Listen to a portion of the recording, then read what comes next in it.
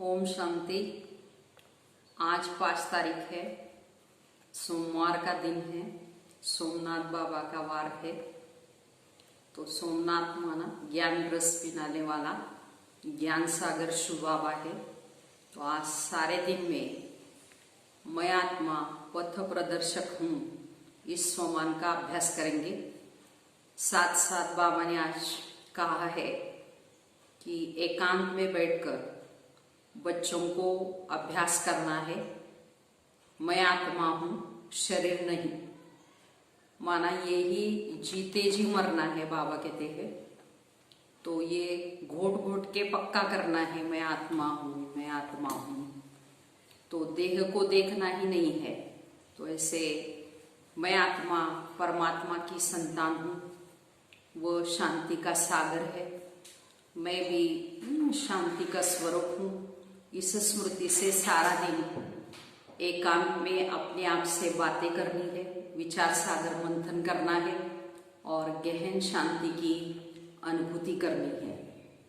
आज का महावाक्य है, बाबा कहते, मीठे बच्चे एकांत में बैठ अब ऐसा अभ्यास करो जो अनुभव हो, मैं शरीर से भिन्न आत्मा हूँ, जिसको ही जीते जी मरना कहा जाता है। प्रश्न है, एकांत का अर्थ क्या है? एकांत में बैठ तुमको कौन सा अनुभव करना है? उत्तर है, एकांत का अर्थ है कि एक की याद में इस शरीर का अंत हो। अर्थात एकांत में बैठ ऐसा अनुभव करो कि मैं आत्मा इस शरीर माना ये चमड़ी को छोड़ बाप के पास जाती हूँ। कोई भी याद न रहे, बैठे बैठे अशरीरी हो जाओ।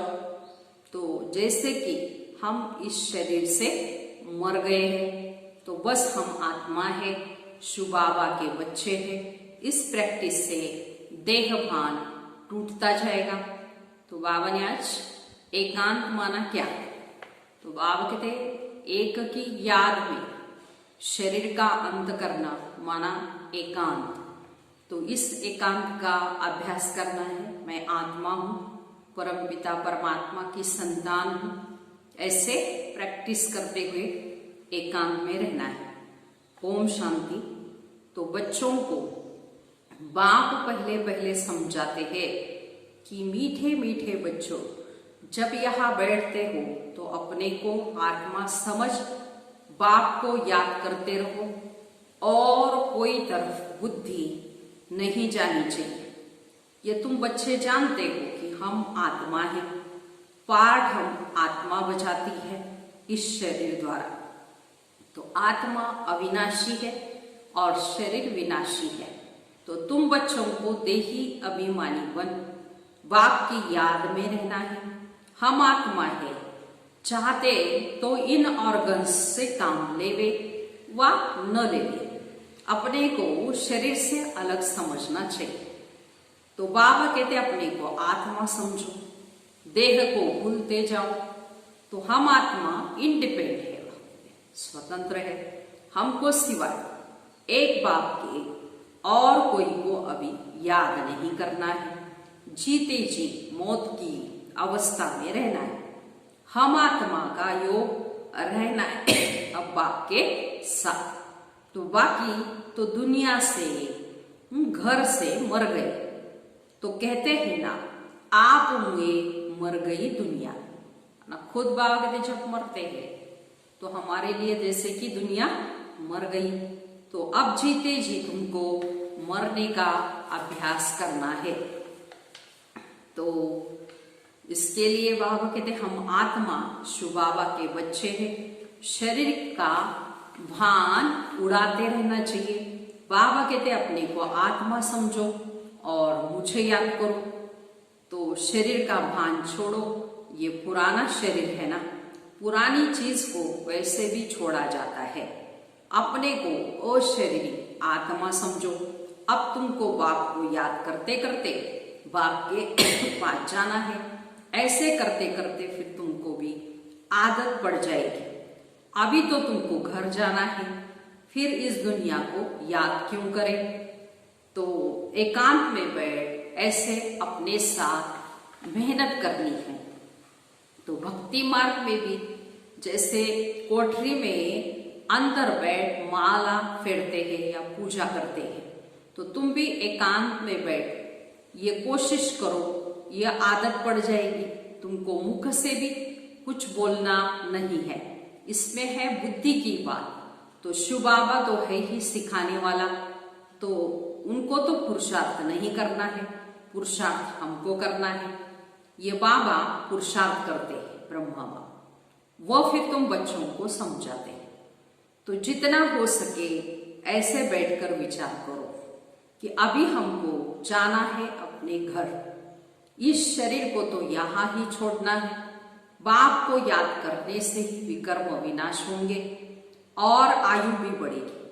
तो अंदर ऐसे चिंतन चलना चाहिए, विचार सागर मंथन करना चाहिए। बाबा कहते बाहर में कुछ भी बोलना नहीं है। भक्ति मार्ग में भी ब्रह्म तत्व को या कोई शिव को याद करते हैं, परंतु वह याद कोई यथार्थ नहीं। बाप कहते कोई समझ कर नहीं करते हैं, तो बाप का परिचय नहीं तो याद कैसे करें।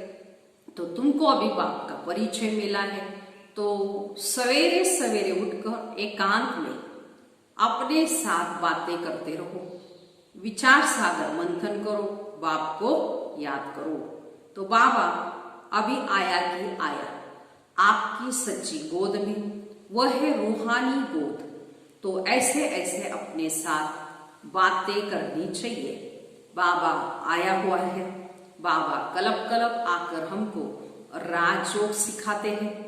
बाबा कहते मुझे याद करो और चक्र को याद करो। ऐसे सुदर्शन चक्रधारी बनना है। बाप में ही सारा चक्र का ज्ञान है, तो वो फिर तुमको देते हैं, तो तुमको फिर त्रिकालदर्शी बना रहे हैं। तीनों कालों अर्थात आदि मध्य अंत को तुम जानते हो। बाप भी है परम आत्मा, तो उनको शरीर तो है नहीं, तो अभी इस शरीर में बैठ तुमको समझाते हैं। ये वंडरफुल बात है। तो भागीरथ पर विराजमान होकर जरूर दूसरी आत्मा है ना, ज्ञान सुनाते हैं माना। तो बहुत जन्मों के इनका यह अंतिम जन्म है या अंत का जन्म है। तो नंबर 1 पावन वही फिर नंबर 1 पतित बनते हैं। तो वह अपने को भगवान विष्णु आदि तो कहते नहीं। यहाँ एक भी आत्मा पावन नहीं, सब पतित है। तो बाबा बच्चों को समझाते हैं कि ऐसे ऐसे बच्चों को विचार सागर मंथन करना है, इससे तुमको खुशी भी रहेगी और इसमें एकांत भी जरूर चाहिए। एक की याद में शरीर का अंत होता है, उसको कहा जाए एकांत। तो ये चमड़ी छूट जाएगी, तो सन्यासी भी ब्रह्म की याद में व तत्व की याद में रहते हैं। उस याद में रहते रहते शरीर का भान फिर छूट जाता है। तो बस हमको ब्रह्म में लीन होना है। तो ये ऐसे बैठ जाते हैं। तो तपस्या में बैठे बैठे फिर वो भी शरीर छोड़ देते हैं, तो सन्नाटा छा जाता है। बाबा कहते भक्ति में तो तुमने बहुत धक्के खाए, इनमें धक्के खाने की बात ही नहीं है। तो तपस्या में बैठे बैठे शरीर छोड़ देते। भक्ति बाबा कहते हैं पिछाड़ी में कोई भी याद न रहे। गृहस्थ व्यवहार में तो रहना है, बाकी टाइम निकालना है। स्टूडेंट को पढ़ाई का शौक होता है ना, तो ये भी पढ़ाई है। अपने को आत्मा न समझने से बाप, टीचर, गुरु सबको भूल जाते हैं, बाबा कहते हैं। इसलिए स्वयं को आत्मा समझने की भी प्रैक्टिस करनी है। तो बाबा कहते हैं अंदर एकांत में बैठकर ये घोटना है।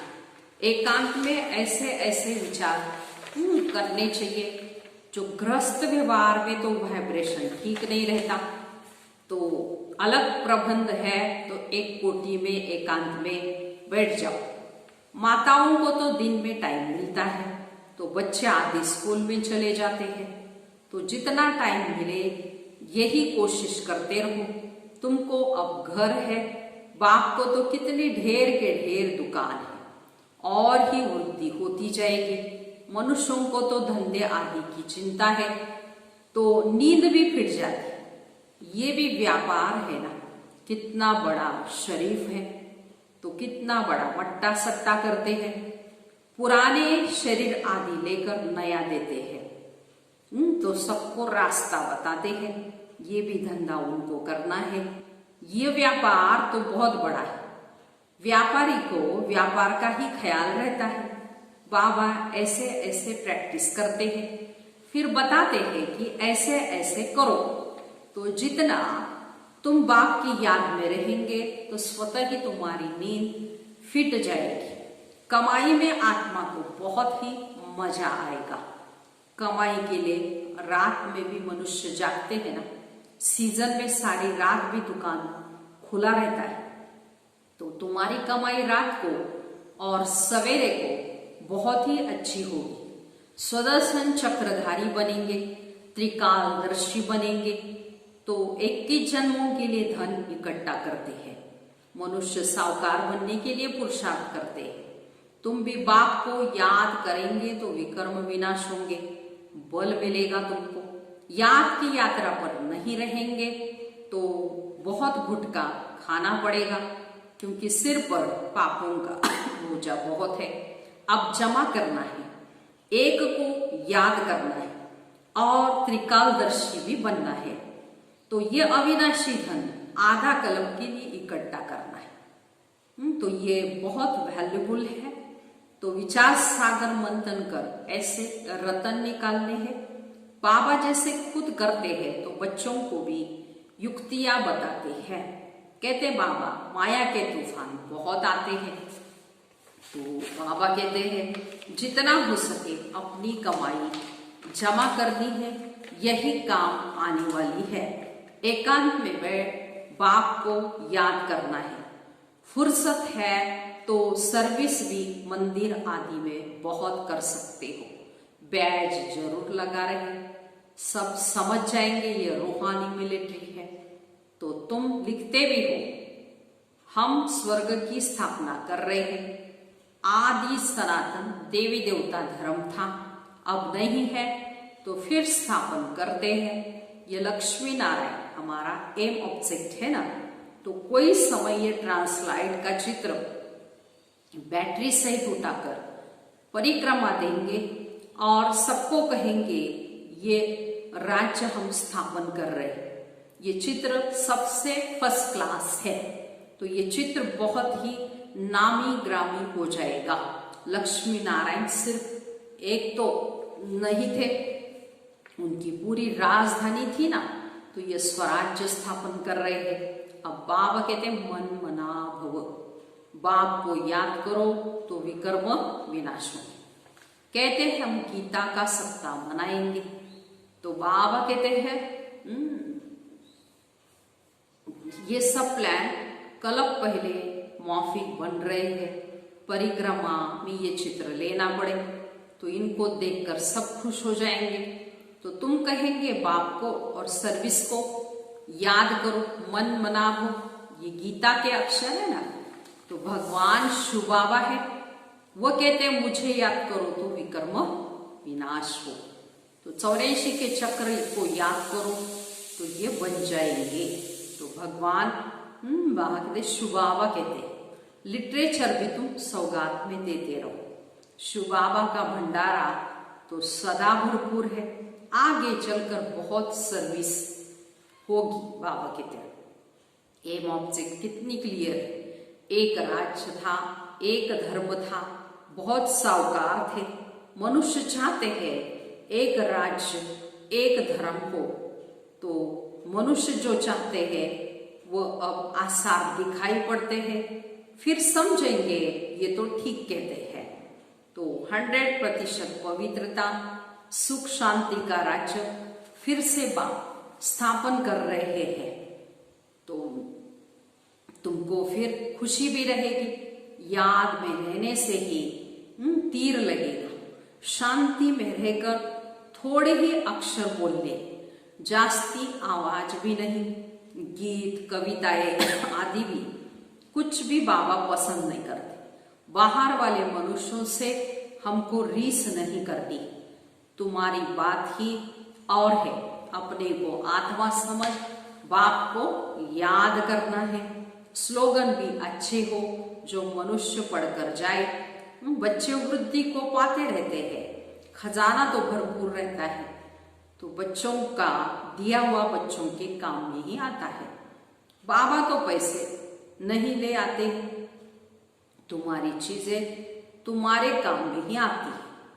तो भारतवासी जानते हैं कि हम बहुत सुधार कर रहे हैं। 5 वर्ष के अंदर इतना अनाज होगा जो अनाज की कभी तकलीफ ही नहीं होगी कहते। और तुम जानते हो ऐसी हालत होगी जो अन्न खाने के लिए भी नहीं मिलेगा। ऐसे नहीं अनाज कोई सस्ता होगा, बाबा कहते हैं। तो तुम बच्चे जानते हो हम 21 जन्मों के लिए ऐसा अपना राज्य भाग्य पा रहे। ये थोड़ी बहुत तकलीफ तो अभी सहन करनी ही है।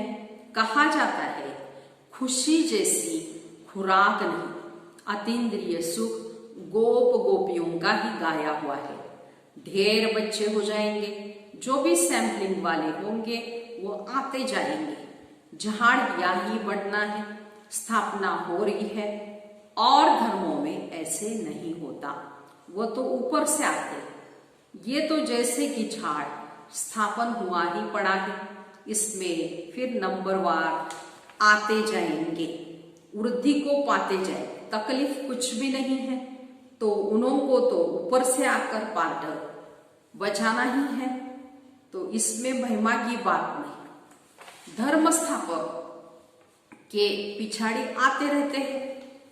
वह शिक्षा क्या देंगे सदगति की?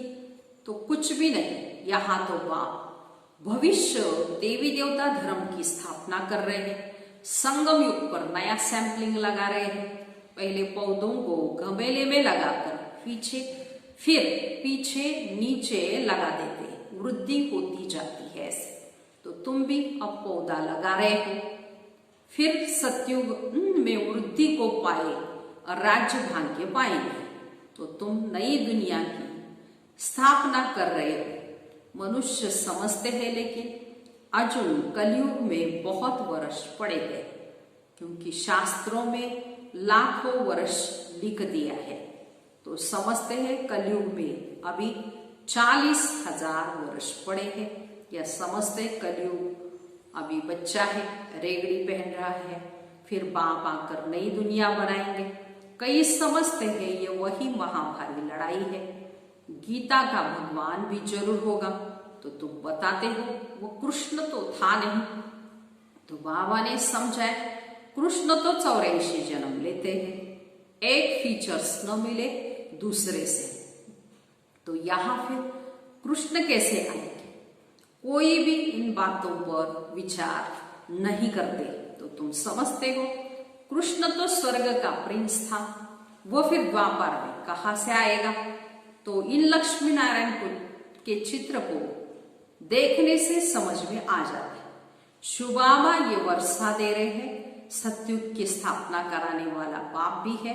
ये गोला झाड़ आदि चित्र कम थोड़ी है। एक दिन तुम्हारे पास ये सब चित्र ट्रांसलेट के बन जाएंगे, तो फिर सब कहेंगे हमको ऐसे चित्र चाहिए। तो इन चित्रों से फिर विहम मार्ग की सर्विस हो जाएगी। तो तुम्हारे पास इतने बच्चे आएंगे जो तुमको फुर्सत भी नहीं रहेगी। ढेर आएंगे, बहुत खुशी होगी। दिन प्रतिदिन तुम्हारा फोर्स बढ़ता जाएगा। ड्रामानुसार जो फूल बनने वाले होंगे उनको टच होगा। तो तुम बच्चों को ऐसे नहीं कहना पड़ेगा कि बाबा इनकी बुद्धि को टच करो। टच कोई बाबा थोड़ी कर दे, समय पर बाबा कहते हैं आपे ही टच होगा। बाबा तो रास्ता बताएंगे ना। तो बहुत बच्चियां लिखते हैं ये हमारे पति की बुद्धि को टच करो। ऐसे बुद्धि को टच करेंगे फिर तो सब स्वर्ग में इकट्ठे हो जाए। तो पढ़ाई की मेहनत है, तुम खुदाई खिदमतगार होना। सच्ची सच्ची बात बाबा पहले से ही बता देते क्या क्या करना है। ऐसे चित्र ले जाने पड़ेंगे, सीढ़ी का भी ले जाना पड़े तो ड्रामानुसार स्थापना तो होनी है। बाबा सर्विस के लिए जो डायरेक्शन देते हैं उस पर बच्चों को ध्यान देना है। बाबा कहते बैचेस भी किस्म किस्म के लाखों बनाओ और ट्रेन की टिकट लेकर 100 मील तक सर्विस करके जाओ। एक डिब्बे से दूसरे डिब्बे में, फिर तीसरे डिब्बे में बहुत सहज है। ऐसे ट्रेन में भी सर्विस करनी। बाबा को सर्विस, बच्चों को, बाबा कहते हैं बच्चों को सर्विस का शौक रहना चाहिए। ऐसे सर्विस का सारे दिन किसी को भी संदेश देने की, बाप का परिचय देने की सर्विस करनी है। उसमें भी बाबा ने अंडरलाइन कराया, इन बैजेस पर आपको समझाना है। अच्छा, मीठे मीठे सिकिलते बच्चों प्रति माता पिता बाप दादा का याद प्यार और गुड मॉर्निंग। रूहानी बाप की रूहानी बच्चों को नमस्ते। हम रूहानी बच्चों की रूहानी माता पिता बाप दादा को याद प्यार, गुड मॉर्निंग और नमस्ते। हम बनेंगे फरिश्ते। वाह बाबा वाह, शुक्रिया बाबा शुक्रिया। आज के सारा दिन हमको क्या अभ्यास करना है ये भी चिंतन करना है। बाबा ने अंडरलाइन कराया है कि एकांत में बैठ एक की अंत में शरीर छोड़ने का पुरुषार्थ करना है। मैं आत्मा हूँ, देह नहीं हूँ, ये अंदर घोटते रहना है। तो आज सारे दिन के लिए इस अभ्यास में भी रहना है। अभी साथ साथ सारी मुरली का धारणा के लिए मुख्य सार सुनेंगे। पहली पॉइंट है विचार सागर मंथन कर अच्छे अच्छे रतन निकालने हैं, कमाई जमा करनी है, सच्चा सच्चा खुदाई खिदमतगार बन सेवा करनी है। दूसरी पॉइंट, पढ़ाई का बहुत ही शौक रखना है। जब भी समय मिले एकांत में चले जाना है। ऐसा अभ्यास हो जीते जी इस शरीर से मरे हुए हैं, इस स्टेज का अनुभव होता रहे, देह का भान भी भूलता जाए। आज का वरदान है भिन्नता को मिटाकर एकता लाने वाले सच्चे सेवाधारी भव। विस्तार है ब्राह्मण परिवार की विशेषता है अनेक मत होते भी एक। तो आपकी एकता द्वारा ही सारे विश्व में एक धर्म एक राज्य की स्थापना होती है। इसलिए विशेष अटेंशन देकर भिन्नता को मिटाओ और एकता को लाओ, तब कहेंगे सच्चे सेवाधारी। सेवाधारी स्वयं प्रति नहीं लेकिन सेवा प्रति होते। स्वयं का सब कुछ सेवा प्रति स्वाहा करते। जैसे साकार बाप ने सेवा में हड्डियां भी स्वाहा की, ऐसी आपकी हर कर्म इंद्रिया द्वारा सेवा होती रहे। इसे सारे दिन के लिए सच्चे सेवाधारी भव का वरदान मिला हुआ है। तो सारा दिन बाबा कहते हमको सेवा में रहना है। सेवाधारी स्वयं प्रति नहीं लेकिन सेवा के प्रति। स्वयं को बाबा कहते हैं सब कुछ सेवा प्रति स्वाहा करना है। जैसे ब्रह्मा बाप ने किए ऐसे फॉलो फादर करना है। तो हर एक कर्म इंद्रियों से हमको सेवा करनी है। स्लोगन है परमात्मा प्यार में खो जाओ तो दुखों की दुनिया भूल जाएगी, दुख सहज ही भूल जाएगी। अच्छा, ओम शांति।